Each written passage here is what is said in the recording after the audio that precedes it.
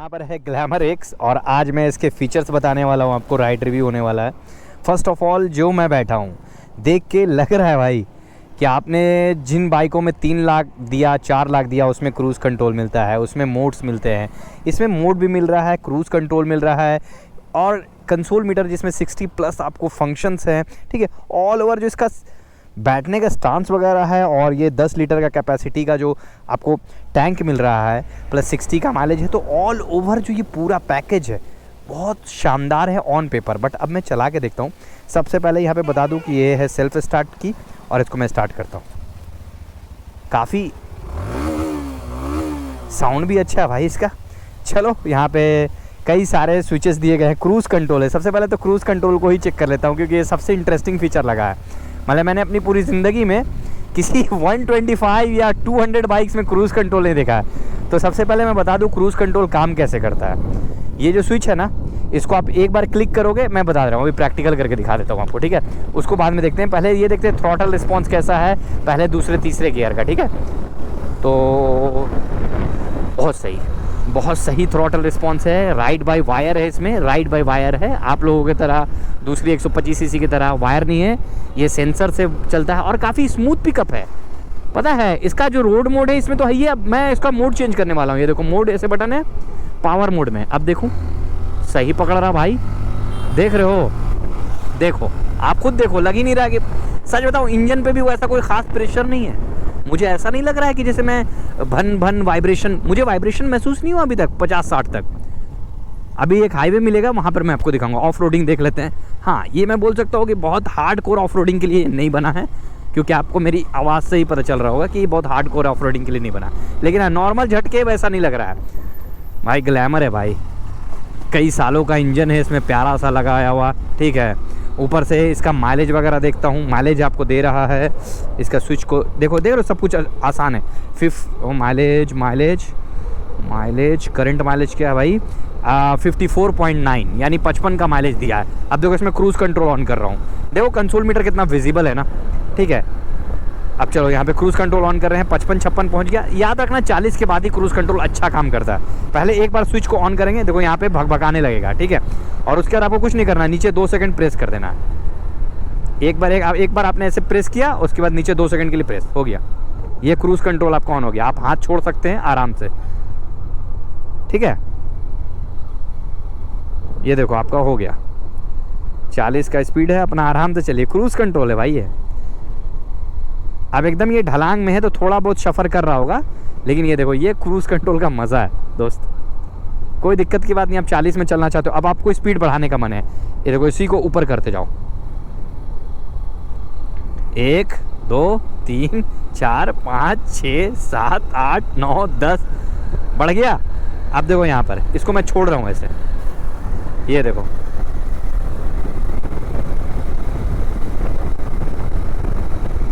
और जब तक आप ब्रेक मारोगे देखो रिस्पॉन्स देखो क्रूज़ कंट्रोल का। आगे मैं कम भी करके देखता हूँ, ये रहा कम।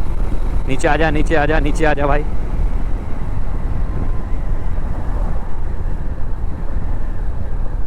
देखो 52-53 पे मैंने इसको लॉक कर दिया 50 के लगभग। ठीक है, अब 50 पे भी चल रहा है, लेकिन इसका आप रिस्पॉन्स देखो। जैसे आप क्रूज़ कंट्रोल में चल रही बाइक, लेकिन आपको ऐसा लगेगा ब्रेक मारने पे रुकेगी नहीं और मान लीजिए भिड़ गए तो कहीं।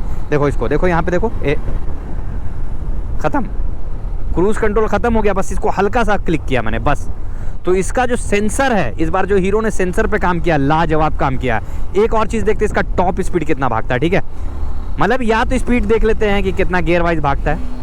चलो ठीक है, सबसे पहले न्यूट्रल है, 1 नंबर गियर लगाते हैं। ठीक है, यहाँ पे टॉप स्पीड नाप पाएंगे कि नहीं पता नहीं है, I don't know top speed ना पाएगा कि नहीं, कोशिश तो कर सकते हैं ना। पावर मोड है 29। रुक जा भाई, रास्ता बहुत ख़राब है। आवाज़ सुन रहे होगे, आवाज़ थोड़ा आपको अलग लग रहा होगा, वही एक्सट्रीम 125 का आवाज़ जैसा आवाज़। 50 स्पीड देख रहे हो भाई, 77। और कंसोल मीटर की विजिबिलिटी देखो, स्टेबिलिटी देखो रोड पे, कहीं कोई वाइब्रेशन नहीं है। 94। 5 गियर ले लिया मैंने, बचूंगा कि नहीं बचूंगा पता नहीं। इसका ब्रेकिंग भी उतना हार्ड नहीं है, मस्त नहीं है। ऑटो आ रहा है, बच जाऊंगा।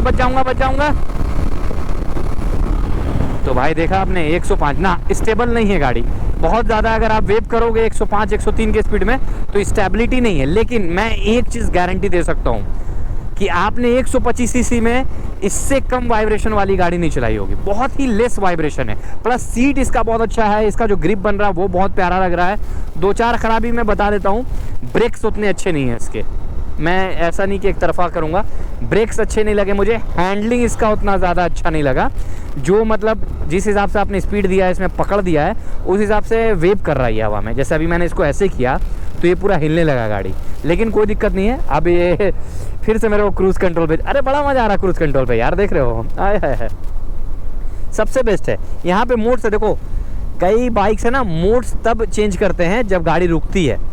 आपने भी देखा होगा जब आप ABS स्विच करते हो तो गाड़ी रोक के ही स्विच होता है, लेकिन ये बाइक है ये चलते गाड़ी में हो जाएगा। देखो यहाँ पे पावर मोड है, इसको चेंज किए, इको मोड हो गया, स्पीड तुरंत कम हो गया इको मोड में, और ये देखो रोड मोड हो गया, स्पीड कम हुआ फट से, ऑटोमेटिक कम होता है।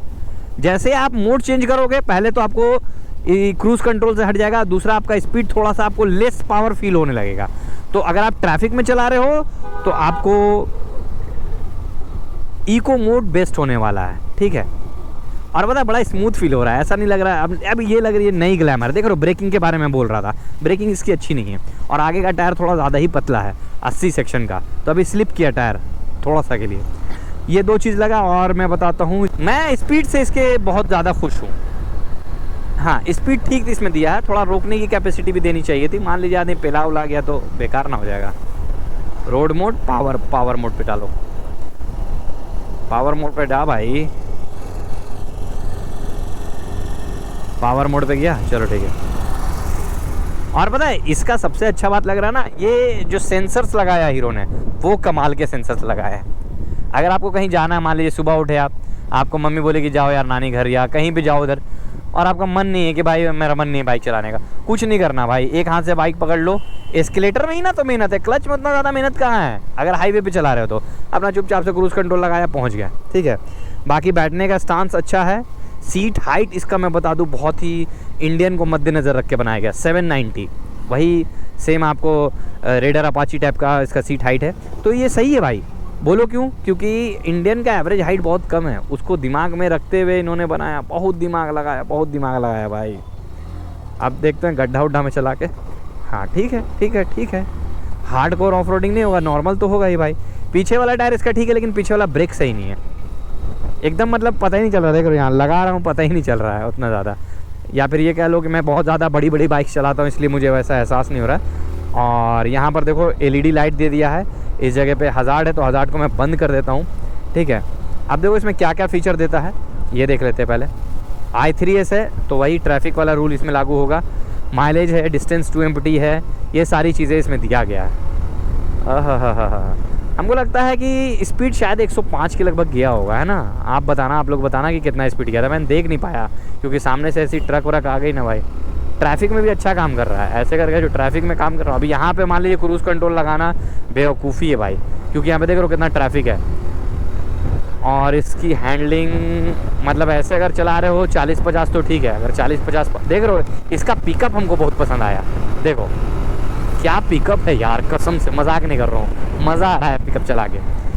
और ये जो दे दिया ना, इसके वजह से विंड ब्लास्ट बहुत ज़्यादा नहीं लग रहा हमको, ठीक है।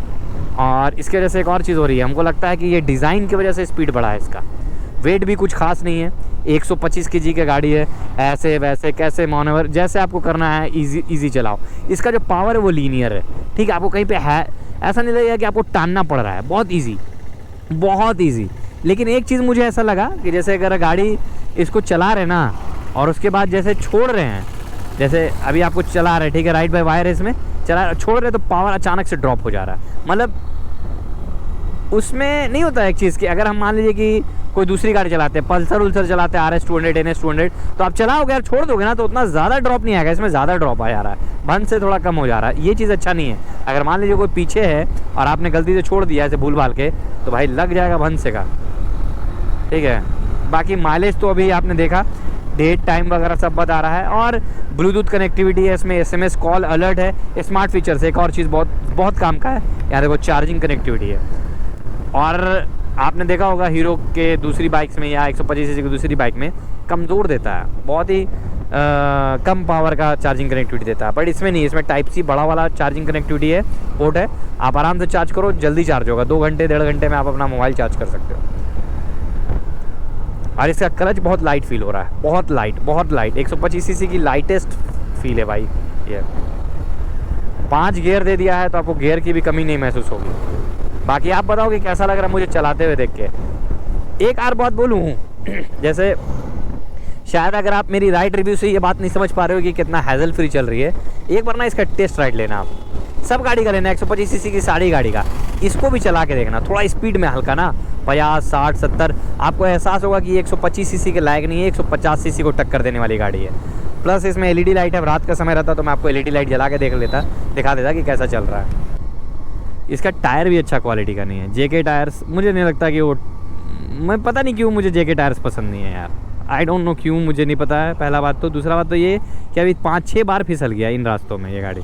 तो अगर आप सोच रहे हो ना कि बहुत रफ़ चलाएंगे, तो रफ़ चलाने के लिए गाड़ी नहीं है। नॉर्मल ऑफिस जाइए, कॉलेज जाइए, स्कूल जाइए, सिंपल चलाइए इंसान के बच्चा की तरह, ठीक है, वैसी गाड़ी चला सकती है। या तो फिर इसका टायर आपको अच्छा क्वालिटी का चेंज कराना होगा, MRF वगैरह का लगवाना होगा बढ़िया वाला, ये एक चीज़ लगा मुझे।